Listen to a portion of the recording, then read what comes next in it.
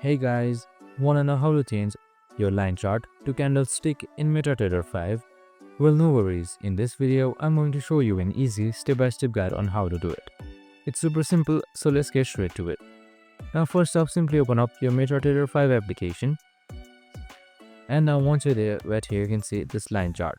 So if I want to change it, just simply select anywhere in the grid line and then select this adjust icon right here.